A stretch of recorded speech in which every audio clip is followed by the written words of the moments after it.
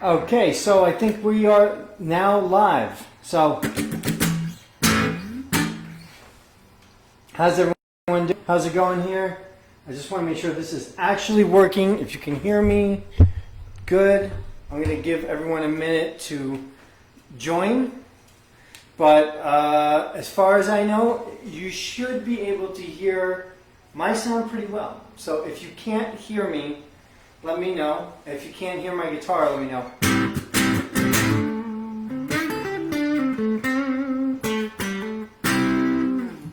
Okay, so I'm just going to grab something and we're going to get started.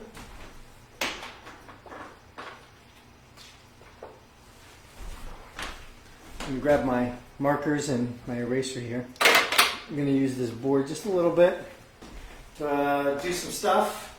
We'll go over some of these principles. Let me see, maybe I can bring this down just a little bit more. Get a good, nice angle here so that you can see me. And I can do little close-ups. Good? All right, so welcome to today's seminar. So very, very quick. I hope you already know some of these basic chords like E major, A major, G, C. Those are super important chords that you should know already how to play when we get into doing this one. Okay, so I decided to go electric today. I really miss playing my electric guitars. So I'll go over some of the features of this guitar, why I like this guitar, why I actually prefer a guitar like this over some other types of guitars. But this is actually a Gibson Les Paul. For some reason, I'll take that off. For some reason, a lot of people think it's an Epiphone. It's not. I don't know. Maybe it's the color or something. But this thing weighs. It's got some weight to it. It's not light. And it has two pickups, okay, one, and then this pickup here. And I usually play out of this pickup here. Right now it's set to this pickup. But the cool thing about this is that each pickup has its own volume control. So I can play something, right, if I turn this on, let me turn this all the way down. So you can't really hear it, but and I use that little switch.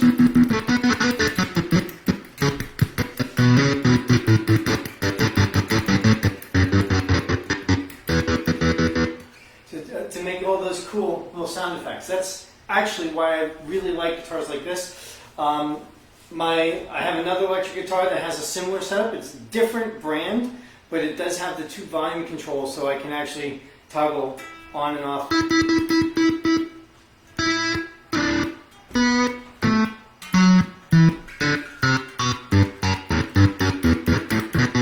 Now, a lot of people use kill switches these days. I wouldn't be opposed to getting one. I think it would be a cool idea. A kill switch is basically the same idea as this, right?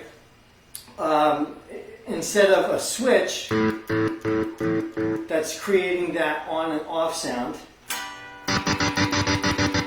it's a button. And you just push the button and it turns it on, turns it off, turns it on, turns it off. So that is actually, I think that's pretty cool. I've never had one of those. I'm so used to playing like this.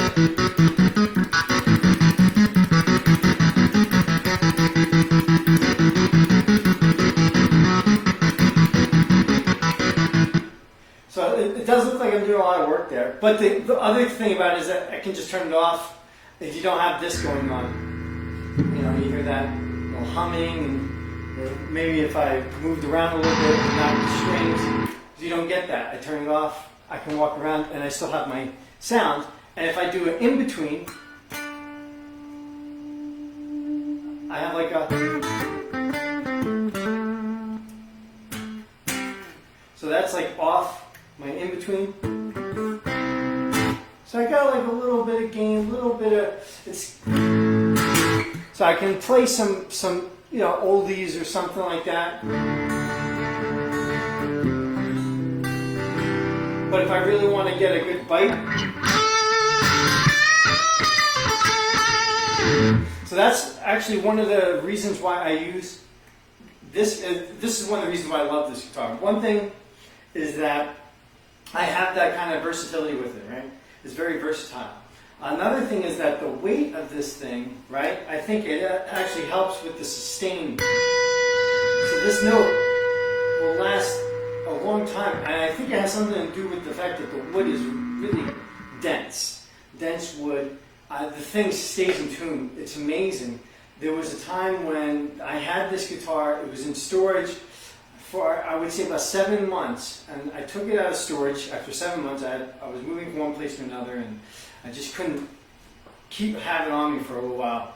But when I got to my new place and I pulled the thing out, I actually went to band practice, was the first thing. It was still in tune.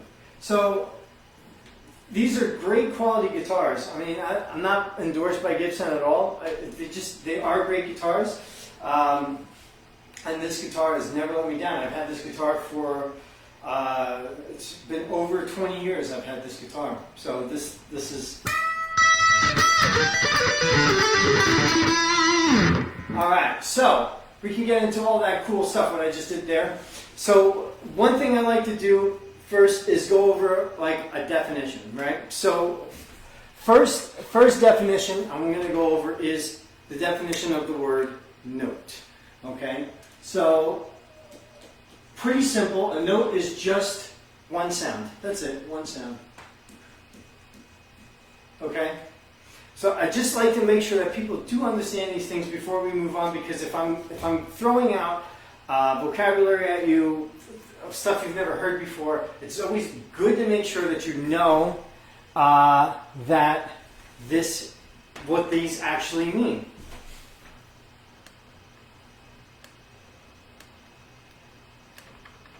Okay, so our next definition here is chord, which is 3 or more notes, but they're played at the same time.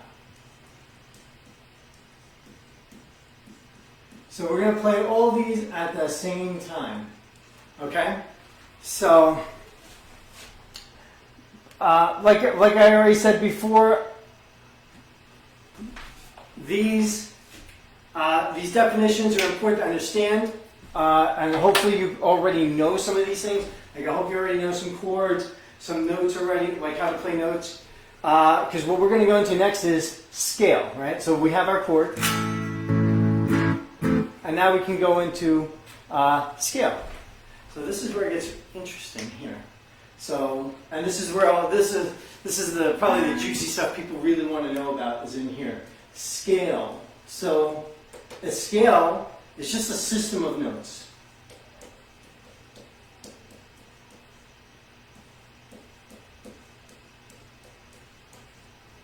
That's it. It's just a group of notes. They go higher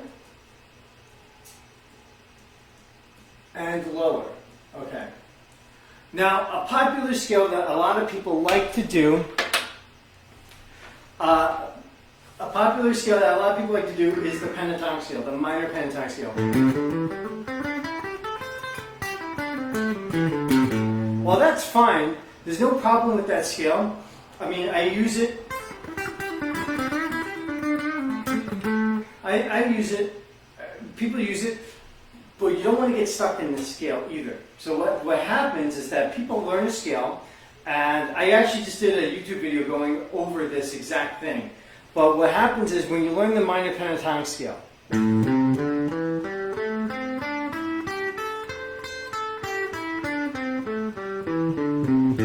you get stuck in that box after a while, because that's the only place where the scale exists to your knowledge. So just to clarify, a chord is 3. All right, and I'm going to explain why. So when you play 2 notes at the same time, depending on the instrument that you're playing, it could be called a double stop if it's 2 notes, or it could be called a harmony. So a chord has to be 3 notes or more. 2 notes is considered either a harmony or a double stop. That's what you would call that. So, but what we're going to do here is I'm going to show you a scale, and I'm going to show you a few different ways to understand this scale. And we're going to actually do the major scale. And I know some people are thinking, but like all the stuff I do is in minor. I should learn minor scales. No, actually, it's very important that you learn the major scale.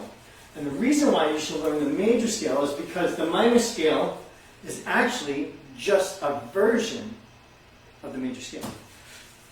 Sound weird? We'll go into that, so watch. So first, I'm going to show you one version of the major scale. So if you know how to read tabs already, then you're sitting pretty right now. But if you don't, I will briefly explain it to you. Alright, so this line here on the bottom, that's our top string. And each line follows accordingly.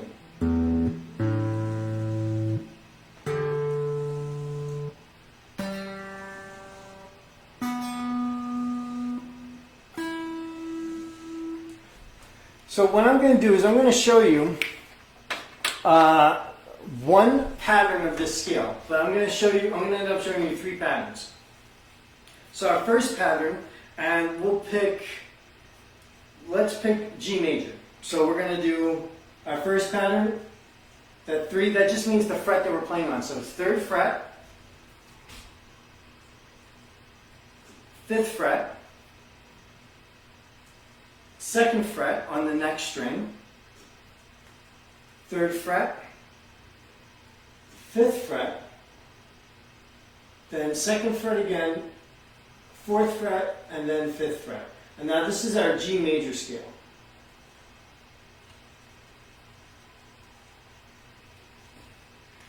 And I'll show you how I play it. So when I play this scale, just to run through it, I actually start on my middle finger on the 3rd fret. So I go middle finger, pinky, index finger for 2, middle finger for 3, pinky for 5, then it's 2nd fret, ring finger for 4, and then pinky for 5 again. And then you can go back.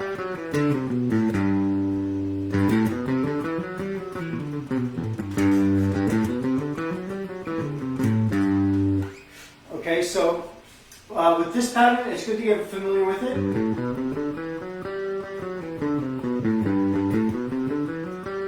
And if you look, it's just kind of broken down into 2 different patterns. And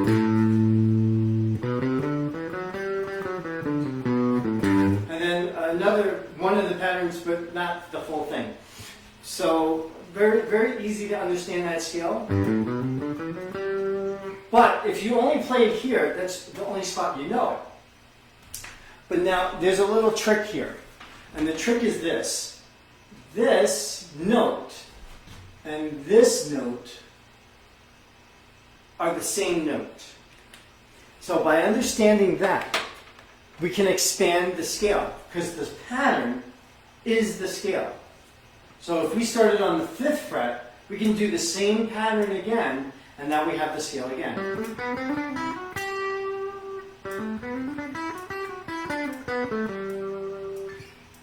So let me show you how that works, because it gets a little tricky when we get to the B string because it's tuned a little differently than the other strings. So what happens is, because the B string is tuned 1 fret lower than the other strings, what we do to fix that, we move up 1 fret. So our pattern here would be 5, 7. Right? That's like starting this over again, right? Now we're going to come up to here, we're going to go 4, right? 1 less, 3 to 2, 4, and then 5, 7. So 5, 7, it's got to be the same. 5, 7. Now, when we get to the last part, the thing is that, remember, technically, this should be the 4th fret. Technically. But because of that, because of the tuning change on this string, we have to move up 1 fret. So we're going to go 5, 7, 8. Okay? And we run into that thing again. So that last note still is that's the same note. That's our G note. Alright? So I'll underline that. So you know that all the ones I circled are G. So we can always know where our G note is. We can always restart the scale again from that point. So now we have a problem. We've run out of strings. So what I was saying before about understanding the scale pattern just this one way is not good enough to understand the scale. So we have to look at another way to look at the scale or understand the scale. So we have to look at a different pattern on our string combination. So I'm going to use a different color here. Hopefully it looks different. It's purple. So I'm going to draw it here in purple. So what we're going to do as a new one, we're going to go 3, 5, 7. So that's our new, this is our new scale pattern, same scale, but we're just looking at it from a different place. So 3, 5, 7. And actually, we're going to do the same thing on the next string. 3, 5, 7. So this is pretty easy so far. It's the same pattern on 2 strings.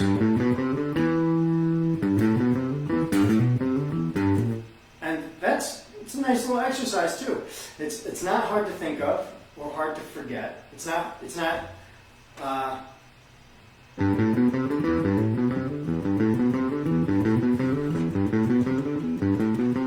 And when I play it, I like to use my first finger for 3, my middle finger for 5, and my pinky for 7. So I'm doing it like that. Now, if you notice, 1, 2, 3, 4, 5, 6, 7, 8. We have 8 notes in our scale. So far we have 6, so we have 2 more. So we're going to go 4, right, and 5, because it's already in the scale, 4 and 5. We can see that it's there, so we're just writing it over there, but you can see those notes are already there. So that's our scale.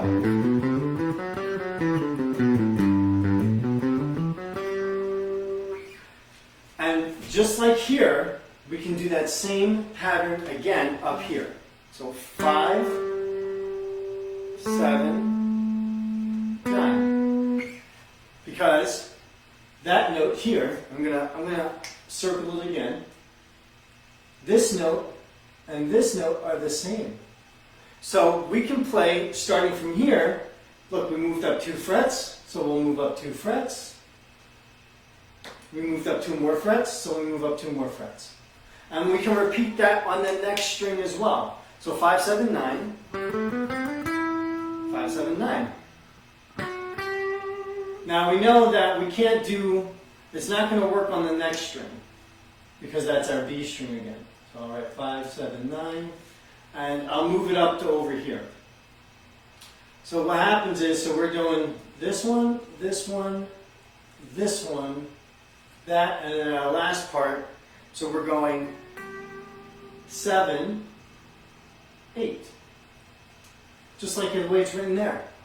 So we kind of see how these different patterns actually connect with one another. But this expands our understanding of the fretboard right away, because now we see this scale in two different shapes.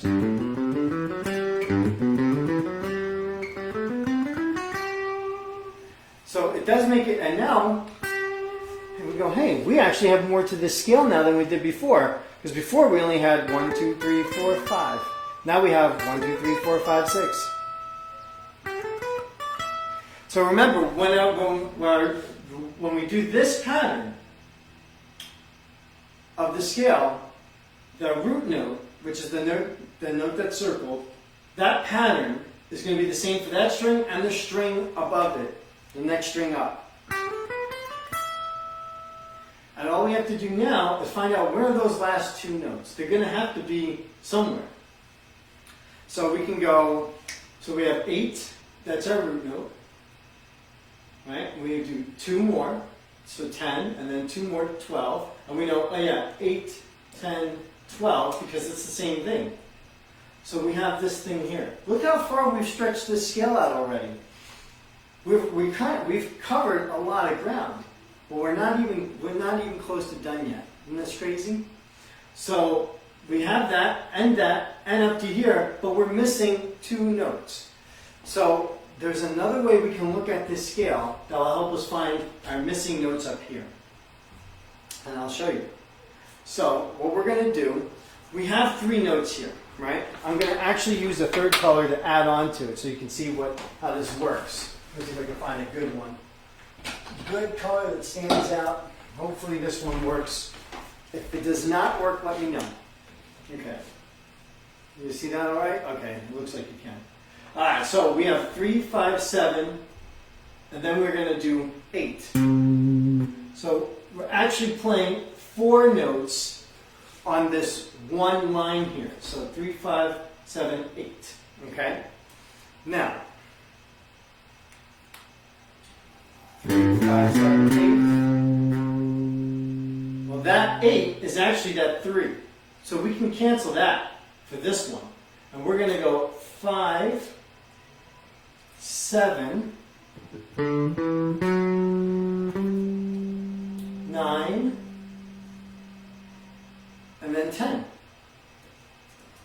So you see, it's the same exact pattern, again, as it was on this, except we've moved it up 2 frets. And that's the entire scale, because it's only 8 notes. So we have 5, 3, 5, 7, 8, 5, 7, 9, 10.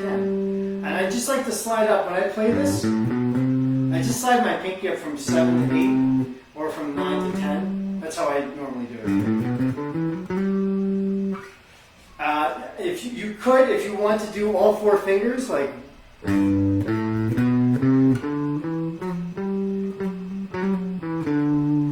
you're totally welcome to do it that way.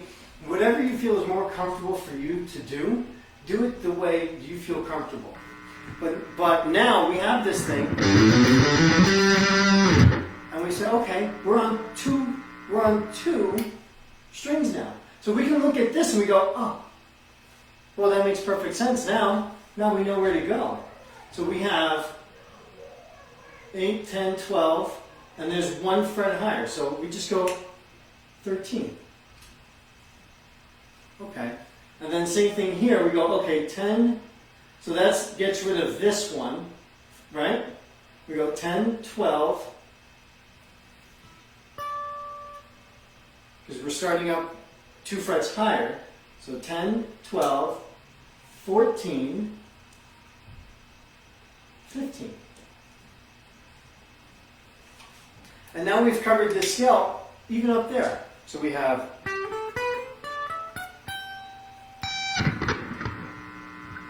I'll show you with the and that's our scale all the way up there. So we've actually gone all the way up to there. But don't forget now, when we're playing this scale, we do have this 10th fret here we've never discussed. And we have that pattern all over again. All 3 of these patterns, starting from here, we can play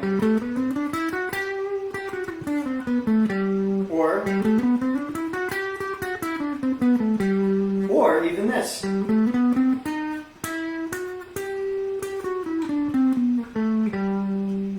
So now we've taken it to a whole new, and look how much of this neck we've covered now. We've covered so much of the guitar neck with just this one scale. Once you get accustomed to it, to the different versions of the scale and where it all exists, it becomes really hard to play a wrong note. It's kind of like, and it's funny, I was reading an interview with Yngwie Malmsteen many years ago, and listening to the guy, he's very cocky, and he talks how he's the best and he's the greatest. And he was saying in this interview how it's virtually impossible for him to play a wrong note. And I go, oh, of course you can say that, yeah, right? Well, over the years, I've come to realize what he was talking about. I go, oh, I get it. The fact is that he understands the scale so well throughout the entirety of the guitar that for him to hit a wrong note is virtually impossible. And I've learned this myself, and I go, okay, so the mistakes I make most of the time come down to like maybe a timing mistake or just playing the note in the wrong spot. So it's not necessarily a wrong note per se, just it doesn't belong in the place where I played it, but it would still be in the scale. But that's how you learn. If you never play a wrong note, you're never going to get any better. So go ahead, play some wrong notes here and there. Eventually you'll find your way. But this is pretty extensive. I know this is a lot to be thrown at you. so quickly, but this is a good way to get started. Now, when we are playing this scale, like I was bringing up earlier, you go, well, major, I don't know, I like all this hard rock stuff, and I like all these, these other types of songs that use a lot of minor chords and they're in minor keys.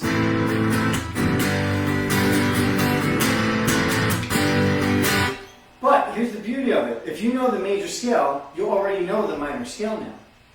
Because this scale, G major, represents 7 different scales. And if we count up 1, 2, 3, 4, 5, 6, that 6th note of the major scale is the minor root note of our other scale. So when we count up 1, 2, 3, 4, 5, 6, and our G major scale, that note I'm playing there, that's an E. So now you know the E minor scale. The only difference between the two, the notes are all the same. The only difference is where your starting point is. So G major is E minor. And if you know that, now you know a lot of other things about this instrument. So if we're playing a song in E minor,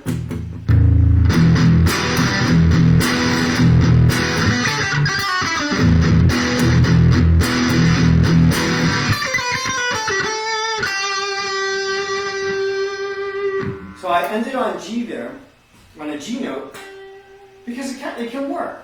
I'm playing E minor the whole time.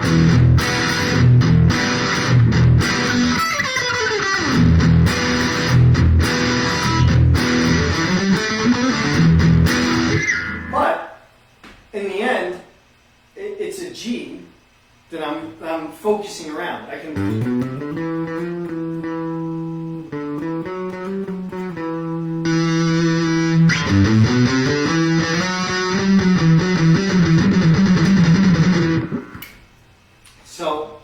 So now, if we're looking at it like that, and we can see, okay, if our G major is an E minor, if you're learning a major scale, and this, by the way, this goes for every pattern of the major scale. This exists for every. You say, well, I mean, yeah, it's cool. G major is cool and all, but what about B major? Go, okay, well, B major is the same pattern. It's the same exact pattern. The only difference is where you're starting on the neck. So we started on the 3rd fret here. That's a G note. That's all it is. If we were going to start in B major and play a song in B major, well, we start on the 7th fret, and we can do the same patterns. Now, this is what makes the guitar actually easier to learn, because once you learn a pattern or a few patterns of the scale, you can kind of duplicate them around the neck. It makes it very easy to transition from one key to another. So an instrument like a piano, it gets a little difficult because you have to look at the keys a little differently. You have these black keys, and you have white keys, and sometimes you hit the black keys, and sometimes you hit the white keys. The distance is always the same, no matter what instrument you're playing. The distance between the notes in our scale is always the same. On a guitar, it's very easy to, once you learn the different patterns, these 3 patterns that I gave you here, those 3 patterns are just 3 of many different types of patterns. We can do one where it's just on one string, which I think is super valuable, and we're going to go over that one in a second. But by understanding these different patterns, it makes it very easy for you to transition from one key to another. So if you're playing in B major, you just got, all you have to really know, besides these patterns, is where's that B note? So that B note, at least on the E string, it's right there on that 7th fret. Or it's on the 2nd fret of the A string.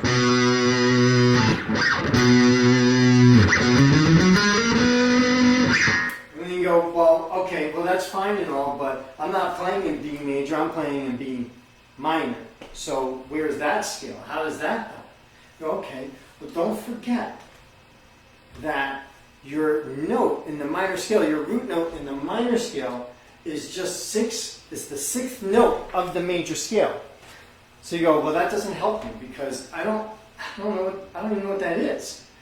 So you go, okay, let's just go from B, okay, and we're going to count backwards, as if we were playing the 6th note of the scale. We're going to go backwards, and we're going to find what the minor scale is, right? So we've got the B.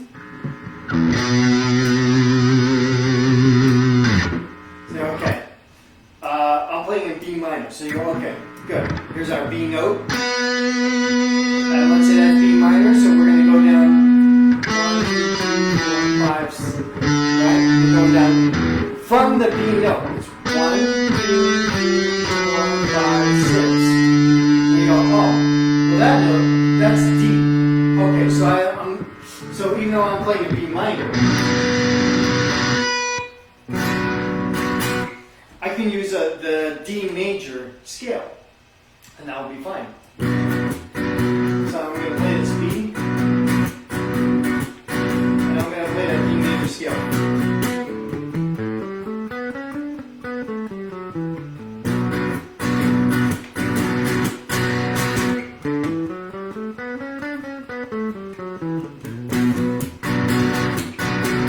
So you see how that works? It's one of those things, if you think about it for a minute, you can start to piece it together. So if we're in, let's say you're jamming with some people, and they go, oh yeah, we're in F sharp minor. You know, what the heck? F sharp minor. But at least you know where your F sharp is, right? As long as you know where your notes are, you're good to go. Because you just go 1, 2, 3, 4, 5, 6. Oh, I'm in A major. But remember, when we're playing in that minor, the focus is going to be around that root note. So,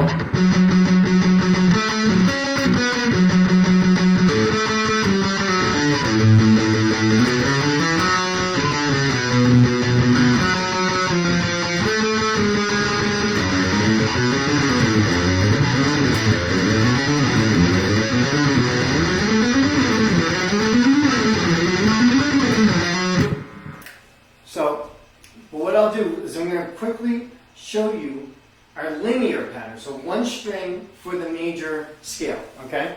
So, here, let's get rid of this. I'm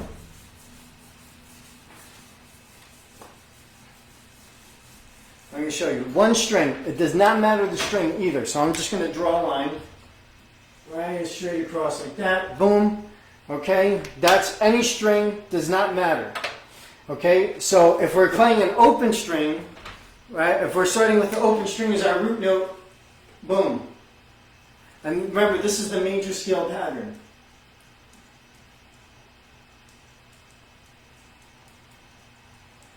Okay, so we're going to go open, 2, 4, 5, 7, 9, 11, 12. And that's all our notes. So, and you can break this up in any which way you want. When I play this, I normally break it down to open 2, 4, 5, and then I go 7, 9, 10, 11. So I try to do it in just 2 different patterns, like that. But when I come back up, I tend to do it in like 3. So I'll go. Right? A little sloppy there, but I think you get the idea, right? Like, what we're doing is we're taking this pattern, and if we're going to look at the pattern itself from an open string standpoint, that's easy.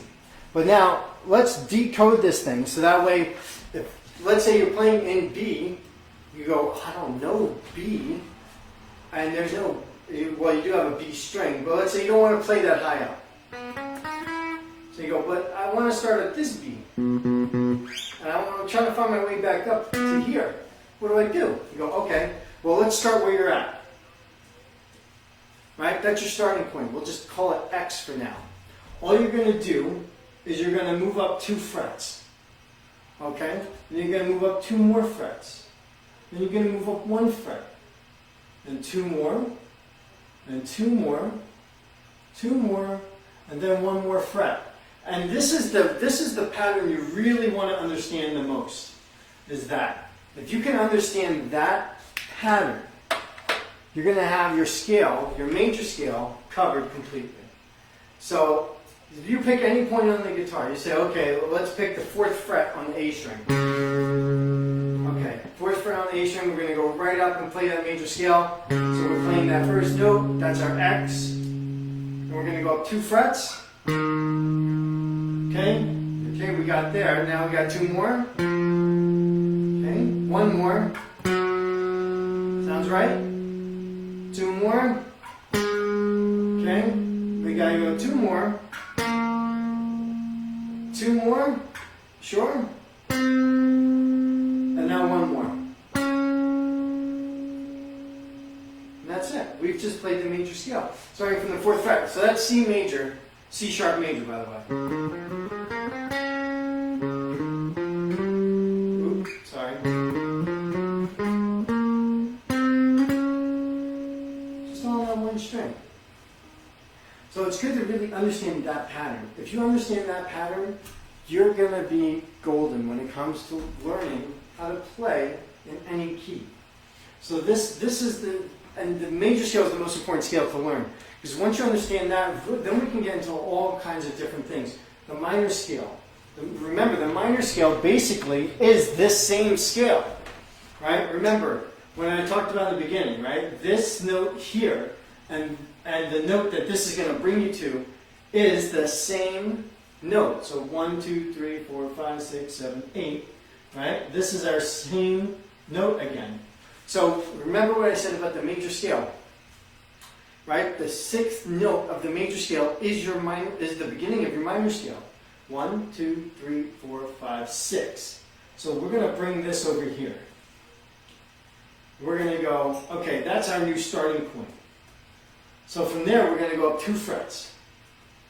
Now this is our minor scale pattern. Okay? So now we've gone up 2 frets. Now we're going to go up 1 fret. So we can see there's a change. But the change is really, that's where we're at now, see? So remember that and that is the same thing. So we're going to go up 2 fret, we're going to go up 2 more frets, 2 more frets. Now we're going to go just 1 fret. So we're here now. Now we're going to go up 2 more, and 2 more. And that is our minor scale pattern. It's the same thing. The starting point just happens to be here instead. Okay? So by doing that, you now can play the minor scale. So understanding the major scale is going to make it easier for you to understand the minor scale. Just in that alone. So then this is our scale, this is our minor scale pattern. And there's a few ways we can play that. Now this is just linear, just looking at it on one string, which I tell everybody, this is valuable. This is probably the most valuable way to understand the scale. And the reason why is not just because you're going to understand the neck a little bit more and be able to reach down this way, but you can also reach backwards. So if let's say we're playing an A minor. So I'm here.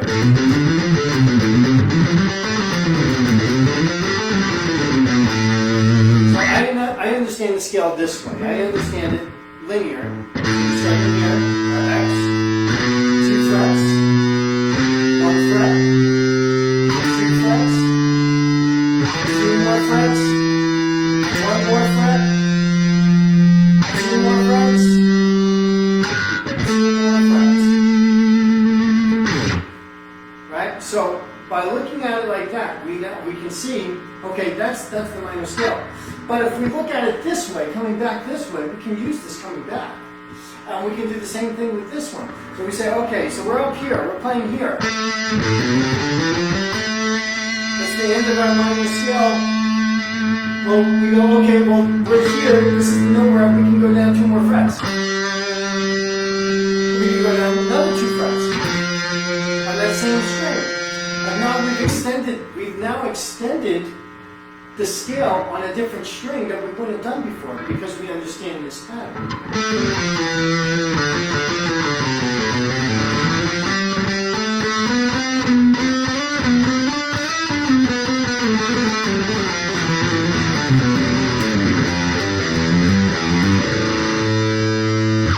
So it's very important that we do know and understand the scale forward and backward on one string, linear. And it's the most important because then from that, you're never stuck in a box.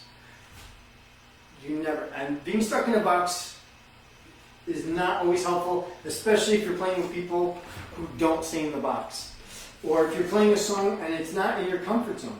So what I find is that a lot of people, especially a lot of people I teach, and this is probably why they're taking lessons, is because what happens is they've learned songs in a certain zone. They've learned songs from their favorite bands or whatever, or their favorite artists. And those guys,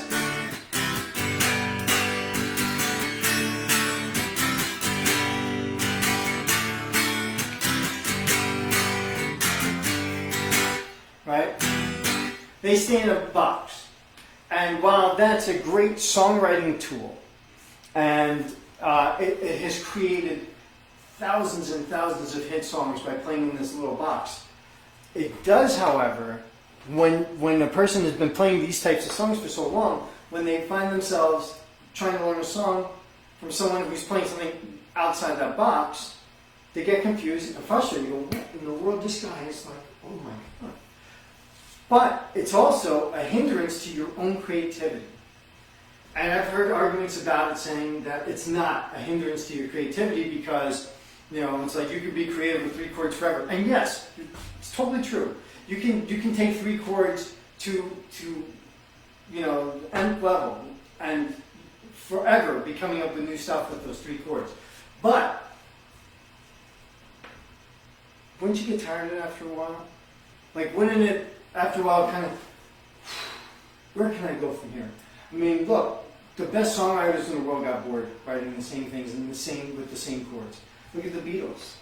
Look at Metallica. Look at Ed Sheeran. I mean, every single one of these guys, very different styles of music. They played virtually, in the beginning, they played virtually the same kind of stuff in virtually the same kind of area. But then they all kind of branched out and went into different, they went around the instrument. They were looking for something, somewhere else. Where is something? Right? And of course, people go back to their roots, and there's nothing wrong with that. But it just happens to be something that, as a musician, you tend to want to explore. You want to create new sounds. And understanding the scale in a linear way is a refreshing way to really find this instrument out for yourself, to really make that discovery. So this is of the most importance. Remember, so this is our major scale pattern here, and this is our minor scale pattern on the bottom. So don't forget that, because that's going to change your playing forever. If you can master these 2 patterns without thinking about it, right? Getting used to it. I mean, you probably want to write it down, make sure you got it, and practice them, but do an investigation. One thing I love to do is this. And this is cool because I couldn't do this years ago because there was no YouTube, there was no internet. If I wanted to do something like this, I would have to go and record the music myself and then play over it. But nowadays, you have YouTube, which is a fantastic resource. You can go on there and type in a backing track, and you can challenge yourself, like, okay, I'm going to play, you know what, we've been doing this whole thing. He mentioned B major earlier. Let me play something in B major.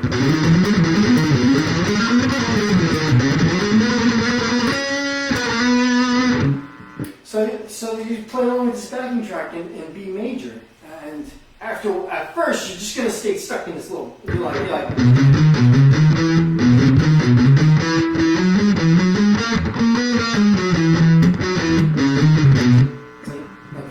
kind of like being a little shy. It's okay. It's all right. Get used to it. Get you comfortable. But practice those ways I showed you how to play the scale, like those different patterns. That way, you're kind of branching yourself out of that little box. You're moving yourself out of the box, moving yourself around, a little bit here, a little bit there, and it's helping. It's helping you find yourself on this instrument. And by mastering this, just this pattern alone, you can start to find, oh yeah, you know.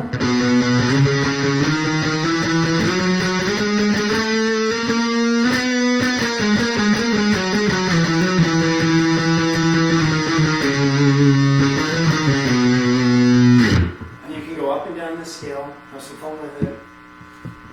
And when you're playing along with the backing track, you can go play it again, do it again, find some other ones. I didn't like that one, I wasn't feeling it. You know what, the ones that you don't feel, don't play them, right? Until you're ready for the challenge. Because I'll do that, I'll go, I'm not feeling this track, I'm not feeling this one. I put it on, I go, yeah, I don't like this one, yeah, it's boring. But then I go and play some other ones, I'm like, yeah, okay, now, let me go back to the other one that I didn't like. I'll put that one on. Because if I'm not feeling the groove, there's something about it that doesn't click with me. And I go, you know what, this is the thing that's going to help expand my ability. Playing along with something that's not in my comfort zone. But obviously, you don't want to do that first. If you're learning the scale, learn the scale. Get with something that you are comfortable with. Play along with that scale. Make the scale, right, be the thing that's out of your comfort zone. But once you really got the scale down, you're like playing around in this scale, you're moving around in this thing, then you say, okay, let me find some music that's not my comfort zone. And you go to that thing, because now this scale is your comfort zone. So even though you may not feel this groove of this song, right? Like let's say you love reggae, that's your style of music, and you put on a heavy metal song, you're like, man, I'm not into this at all. All right, but you know what?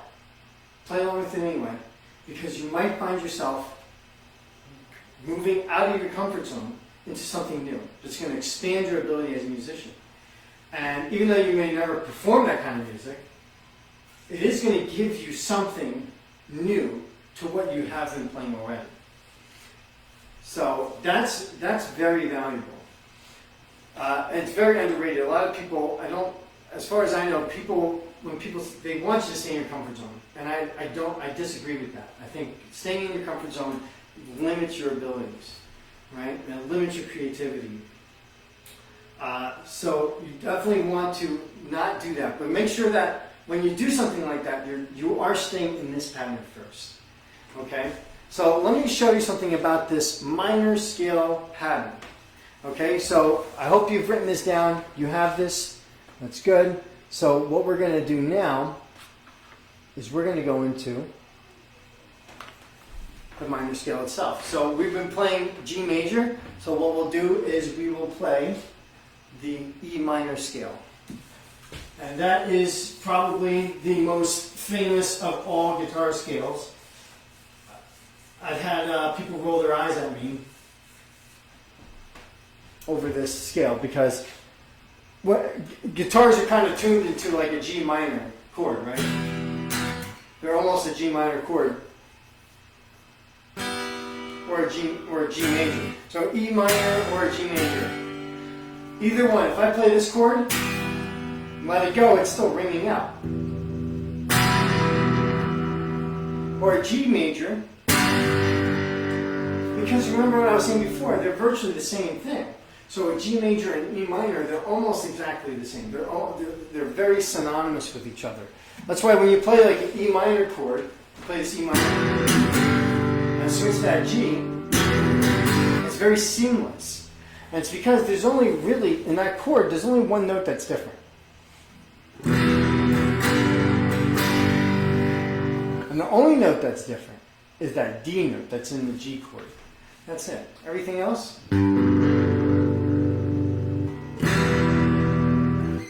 is the same. So the D switches to an E, becomes an E minor. And that's the only difference between the G and the E.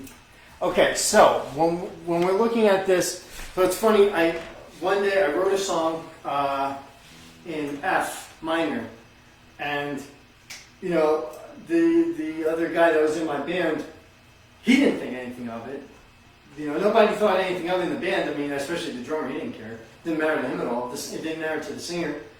It didn't matter to the bassist. It didn't matter to any of us. But the second I showed someone else, they're like, "What in the F? Dude, why'd you do that?" And so, that's the whole running joke with the E minor scale.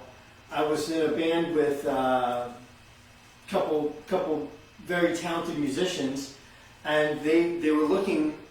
Well, I wasn't in their band. I was trying out for their band, and the reason why I was trying out was because their guitarist wrote all the songs, and everything was in E minor. Everything was in E minor, and they couldn't stand it. It was E minor, straightforward, and it just got boring after a while. Everything sounded the same. And I heard what they were doing, and it sounded it sounded a little bit like Black Sabbath, but everything really was in E minor, and I couldn't believe it. I was like, oh, they're over-exaggerating. Can't all be in E minor. Man, 8 songs all in E minor. I'm like, you can't be kidding me. The Black Album almost made that sin. And the only reason why I did it was because the producer made them change the tuning of a couple of the songs. Alright, so this is going to be our E minor scale. And real simple, I'm going to show you from our very starting position. It's open, 2, 3, open, 2, 3, open, 2.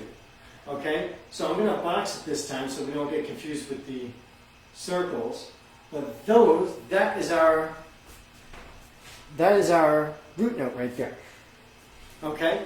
So we can take this thing. Now, by the way, remember, everything that you do on an open string, right, is equal to whatever happens, is equal to 12. So if we're playing open, 2, 3 here, 12 would also be equal to open. So that would be open. So then we just go up 2 frets from there. 14. And 3, we just add 12 to that, 15. So we just add 12 to each one, and boom, that's our scale all the way up here now. So we do that, and then 12, 14, so that would be up here too, right?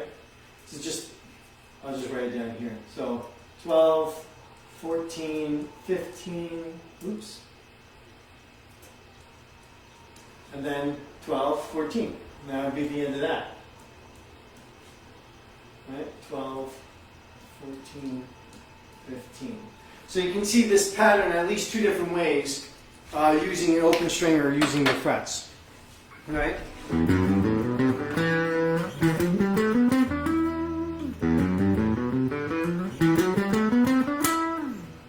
So, but if we remember our pattern, right, we can remember that it's going to extend and stretch.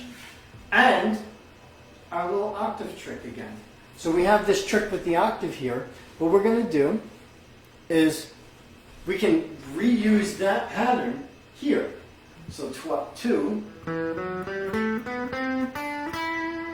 Well, just remember, when we do it now, when we get to that B string, we have to move up 1 fret in order to make it sound correct, because the B string is tuned 1 fret lower than the rest of the strings. Okay? So we have.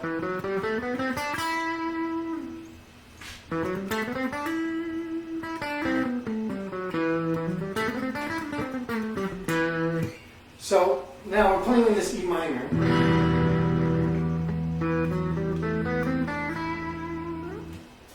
And it sounds really cool. But remember, it's all based around that G major scale. So even though we have this nice pattern here, we can always think of our minor scale as just a version of that major scale. So I don't even have to go into where all the notes are on that scale, because if you took track of it, copied it down before, or you can even rewind and go back and watch it again, you can see where all those notes are. And you can see where all the notes to this scale are on the guitar, just from looking at that one spot. So very valuable, and definitely something worth playing around with. Okay, so guys, that's going to be it for today. Now, I know I answered some questions. I'm glad you guys had some questions, and I clarified them. If there's any other questions, go ahead, let me know. I'd like to answer any other questions you may have. But For now, if you like this, make sure you like this video, share this video. If you're interested in doing some one-on-one or you want to do some other group lessons, reach out to me, okay? My number is 201-926-8210. You can call me there, or you can email me, guitar-education@hotmail.com. Okay? I'll write all these down for you. So, or you can just message me right here on Facebook. Just reach out to me right here on Facebook. We can do one-on-one lessons. I can go over exactly what you need in order to accomplish. So, here, this is my number.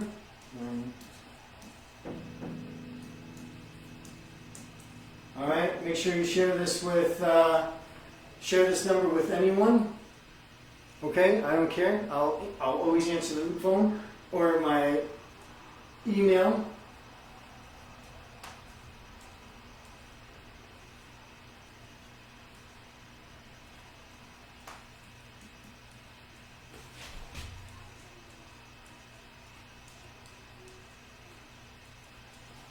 Okay, or you can just reach out to me on Facebook, which is Facebook.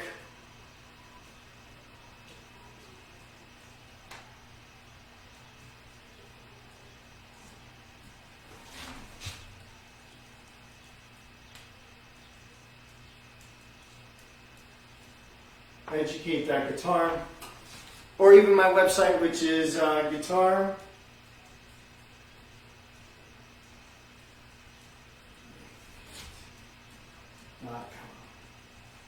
guitareducate.com. That's my website. So on my website, I have my revolutionary book for children, my revolutionary guitar instruction book.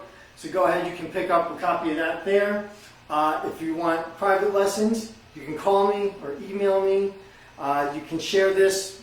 Go ahead, go on my Facebook page and like this page. All right, and thanks very much, guys. If this helped, then I'm glad to be of help.